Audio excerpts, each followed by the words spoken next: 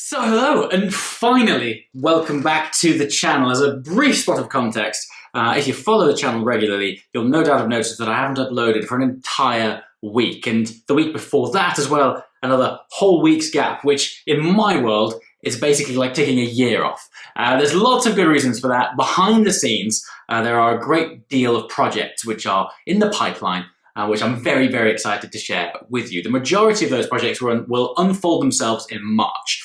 But until then, we will have some pretty substantial content as of now onwards, all the way up till March. And then March for me is really when things kick off with a bang, because it's Geneva season. That's right, it's the 2020 Geneva Motor Show. It's happening as of the 2nd, 3rd and 4th of March are the press days. In fact, I think it runs all the way up to the 5th of March are press days, and then onwards from there for the next 2 weeks is a public open day. So if you do fancy sending yourself over to Geneva for a nice weekend, I highly recommend you do it at the beginning of March so you can pop in to the Geneva Motor Show and look at all of the wonderful new cars. And that's exactly what this video is all about, the cars that I'm most looking forward to in 2020. What better place to start than alphabetically with A, which of course brings me around to Aston Martin. Now, some of the cars which will unfold over this video are cars that we have technically already seen, but we haven't properly seen. So take, for example, the Aston Martin DBX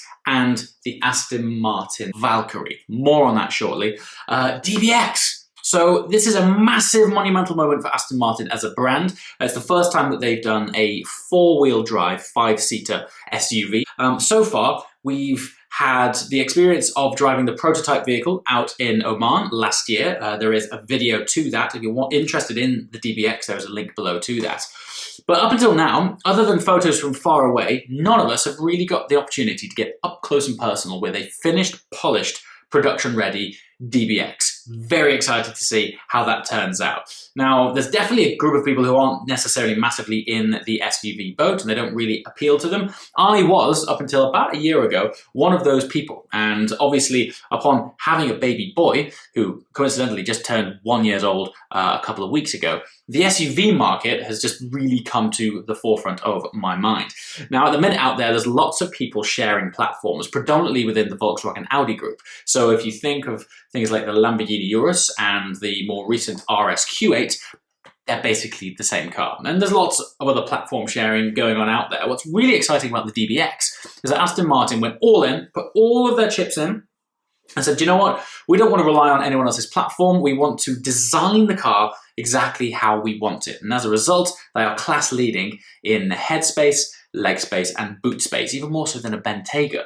And from my experience of driving the prototype, which is around about an 80% ready vehicle, they've also got the performance nailed as well. So the first production drive of that car will be in April sometime, but before that we shall be seeing what a beautifully refined finished DBX really looks like at Geneva this year, which smoothly transitions me onto the Valkyrie. Now, interestingly, I did a very similar video to this time last year, just before the Geneva Motor Show. It was all about what cars are we excited about for 2019.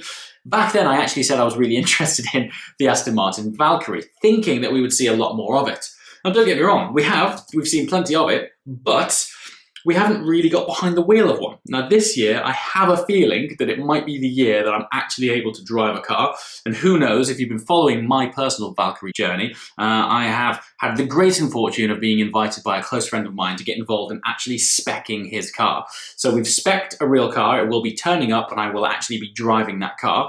But before then, I have a funny feeling that there will be some hands-on time with a production-ready Valkyrie, which is going to be monumental news. So double A's, 2 cars from Aston, really looking forward to in 2020. On to B, and this isn't a brand which I expected to mention this early on in the year, but BAC. If you're not familiar with that, that is the Briggs Automotive Company, who are famous for the Mono, the single-seater, track bias, road legal, important to stress that, supercar. Now, this year, they have teased that they will be launching the Mono 2. Now, one of my favorite things about the BAC Mono, the original car, was the design language. It's such an abstract car, particularly when it first hit the road, which is going back 10 years ago now, or maybe more. It was just like this alien craft going down the road. It was a single-seater, one of the very few, or maybe at the time, the only road-legal single-seater production car which was available. Since that time, I've had the honor of being able to experience it a few times on the road in its very early days, and more recently on the racetrack. And as a track car, it's absolutely fantastic. But I can't help but wonder what it's going to be like. How is their vision of Generation 2 of the BAC Mono? So very excited to see what that car's all about this year. B, C, D, any D, E? Cars beginning with E? No, F, Ferrari. Geneva this year. This is a car that we have seen, but I'm personally looking forward to seeing it with my own eyeballs, and then no doubt in 2020, hopefully driving it and definitely seeing it moving, is of course the Ferrari Roma. Now this is a 612 horsepower, 2+2 seater, V8 turbocharged Grand Tourer. So you can kind of think of it almost like a hardtop Portofino type of platform. Only, thankfully, it has the new interior design language, which Ferrari recently introduced on the SF90. Smooth transition, SF90. Again, cars we've seen but not really got our hands on. So Roma and SF90, cars I'm very much looking forward to. A significant moment of the SF90 is that it's the first time that Ferrari have applied four-wheel drive to a supercar. So it'll be really interesting to see what Ferrari's idea of four-wheel drive in a supercar really feels like. K for Koenigsegg.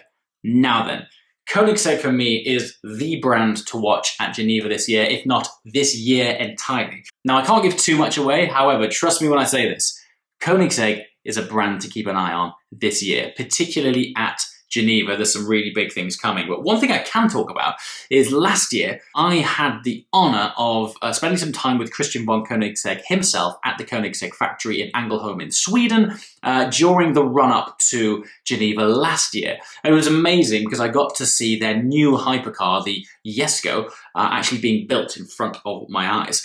Now at that time, Christian and I did a walk and talk of the car, and the current spec which was being built was a track pack version.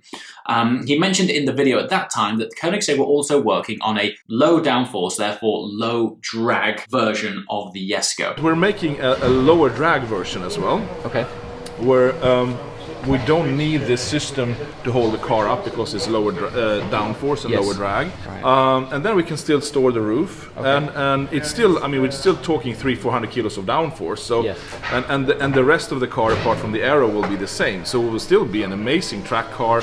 But in that car, we're putting in the option of having like memory seats and a few more creature comforts. And theoretically, with that aero package, the car can do over 300 miles per hour. The idea of that is basically trying to achieve a very, very high top speed. So I'm very excited to see what they've done with Jesko. We are 12 months further down the line towards a production vehicle of that car, and we'll see what their interpretation of a low drag, high speed Jesko looks like, no doubt on the stand this year. And then there might be some other things coming as well. All I'll say for now is I implore you, keep an eye on Koenigsegg and this channel during Geneva. It's going to be a big one. Lamborghini. Now this is interesting. Geneva this year, Lamborghini aren't actually attending. I think it's the first time possibly ever. Certainly in my lifetime's interest in cars, I can't remember a time when Lamborghini were not at the Geneva Motor Show. Is this a sign of the times? What is the longevity and prospect for motor shows in the long run? Just quickly hopping back to Ferrari. They've recently constructed their own building next door to the factory where they can launch their own cars. So there's no real need to have a motor show. So it'll be really interesting to see what route these brands go down in the long run. Maybe Lamborghini aren't there just because they don't have anything truly significantly new to justify all of the expense of going to a show like Geneva, but who knows, maybe it's just a sign of the times. What do you think? Skipping from L onto M, McLaren. Now, this isn't set in stone, but I've got a really funny feeling we're going to see the successor to the McLaren 675 LT. Now, I'm not sure if any of you guys followed the journey of this channel from the earlier stages, but I was the lucky owner of a McLaren 675 LT. I ran it for 10,000 miles. It was one of the most fantastic cars that I've ever driven and certainly ever owned. And the prospect of them taking a McLaren 720S, which is already faster than a 675 LT, sprinkling the LT magic dust on it, and taking it faster than a 720S already is, actually scrambles my brain somewhat. The first time that I drove a McLaren 720S, it sort of felt like it was compressing my internal organs somewhat.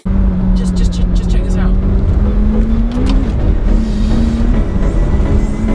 Oh! If this thing had wings, we would fly! Playing tricks with my diaphragm, and when I hit the brakes, which are unbelievable, my eyeballs went to the front of my skull sockets, and it was just an all-round organ-compressing experience. And the fact that they're going to then take that car, which for me already feels like it's up to 11, and then go 12, 13, 14, it's going to be fascinating to see what they do with that car. The chances are we'll probably see it there. That's not a guarantee, but I do think that we'll see it in 2020 at some point. So yeah, keep a lookout for that car.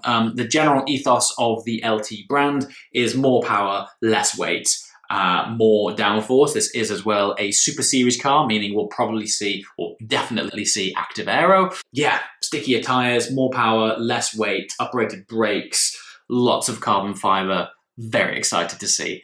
Sticking on the theme of M, Mercedes. Will we see a Mercedes AMG GTR Black Series this year? Now, we've seen these cars testing on the Nürburgring, and normally when they are at that stage and they're sort of out in the open testing, it's normally within 12 months that we see the finished production car. We saw that car sort of back in summer last year, so the chances are we will see the Black Series this year. If it's at Geneva or not, again, I'm not really sure, but judging by the size of the wing on the test mule, these guys are going for some lap records again. The downforce potential on that car looks amazing, and again, similar ethos to an LT, more power, less weight, limited edition, limited numbers too. One of my favorite cars of the past 10 years is the previous Black Series, which is the SLS Black Series. I actually filmed that car as part of a Modern Classics episode, and it just blew my mind. Now, it'll be very interesting to see how they recreate the DNA with the AMG GTR, because that is a turbocharged car, whereas the SLS at the time was the last of the naturally aspirated 6.3 litre AMG engines. So let's see how they get on. One thing for sure, it ain't going to be slow. And speaking of spotting mules on the Nürburgring, P for Porsche. Chances are we're going to be seeing the 992 Turbo and Turbo S this year. Geneva? Probably. Now, at the same time as seeing mules for the Turbo and Turbo S, we've also been seeing mules for a GT4 RS and a new GT3 based on the 992. Now, historically, if you look at the product launches and lifeline of Porsche cars, the Turbo generally comes before the GT product cars. So we're likely to see Turbo first, which means it might come to Geneva, which means we'll see it next month. And then maybe we'll see GT3 later on in the year. I don't know, perhaps at like the Festival of Speed or something like that. Having said that, the last time Porsche launched a significant GT product was the GT2 RS, and they did that at E3, which is a video game show. So who knows where Porsche might announce these next cars, but chances are we'll see the 992 Turbo and Turbo S at Geneva this year. Okay, and that's the roundup so far. Please leave your comments below. Let me know what cars you're looking forward to or are hoping to see in the next coming months, either at Geneva or in fact the entire year. But 2020 ahead of us. There's some significant shows coming up throughout the year, like Car Week, Pebble Beach in Monterey. We've got the Goodwood Festival of Speed. We've still got Geneva to come up, and we also have the Le Mans Classic this year, which takes place every other year. So that is a significant event which would allow a brand to use as quite the launch platform. So who knows what cars we will see, but I want to know what you guys think. What are you looking forward to seeing this year? Now then, as for the gap in content on the channel recently, fear not.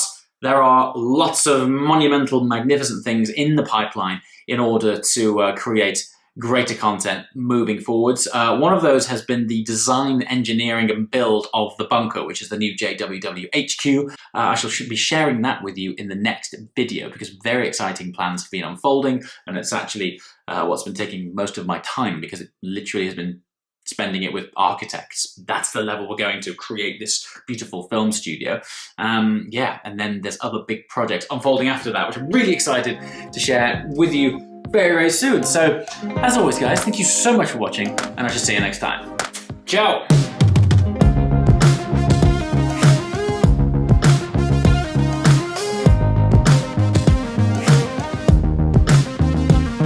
You're younger and smarter.